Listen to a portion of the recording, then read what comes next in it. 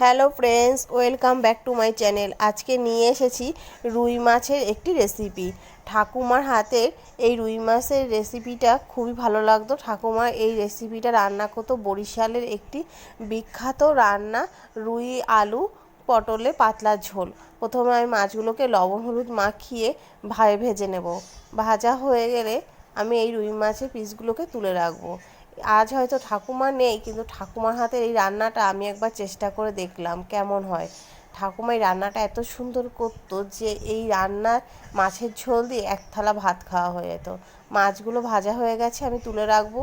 এবার পটলগুলোকে আমি লম্বা লম্বা করে কেটে ভেজে নেব। একটু ভাজা হয়ে গেলে তাতে লবণ হলুদ দিয়ে উল্টে পাল্টে লাল লাল করে ভেজে পটলের পিসগুলোকে আমি তুলে রাখবো। হয়ে গেলে ওই একই তেলে আমি লম্বা লম্বা করে কেটে রাখা আলুগুলোকে ভেজে নেব।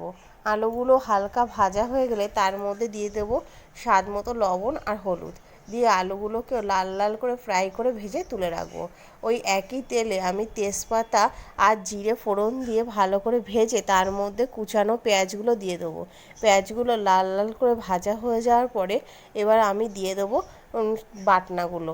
দিয়ে দেবো স্বাদ মতো লবণ, হলুদ আর বেটে রাখা জিরে বাটা, ধনে বাটা, লঙ্কা বাটা আর কাশ্মীরি লঙ্কার গুঁড়ো দিয়ে আমি ভালো করে নাড়াচাড়া করে নেব। নাড়াচাড়া করে মশলাটা যখন কষে আসবে আমি দিয়ে দেবো ভেজে রাখা আলুর টুকরোগুলো দিয়ে নাড়াচাড়া করে ভালো করে মশলাটা কষানো হয়ে গেলে আমি দিয়ে দেবো পরিমাণ মতো জল। এখানে যে যেরকম ঝোল খেতে পছন্দ করেন সেরকম পরিমাণ জল দেবেন।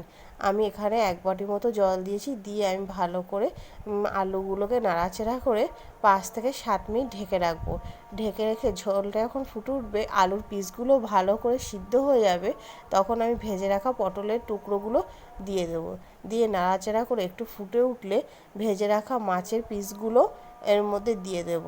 যেহেতু আলুটা একটু সিদ্ধ হতে সময় লাগে, এই জন্য আলুটা আগে দিয়েছি। পটলটা তো তাড়াতাড়ি সিদ্ধ হয়ে যেন, পটলটা ঝোলটা ফুটে ওঠার পরে আলুগুলো সিদ্ধ হওয়ার পরে দিয়েছি। এবার মাছের পিসগুলো দিয়ে একটু নাড়াচাড়া করে 2 থেকে 3 মিনিট ভালো করে ফুটিয়ে তারপর দিয়ে আমি দিয়ে দেবো ধনেপাতা কুচি।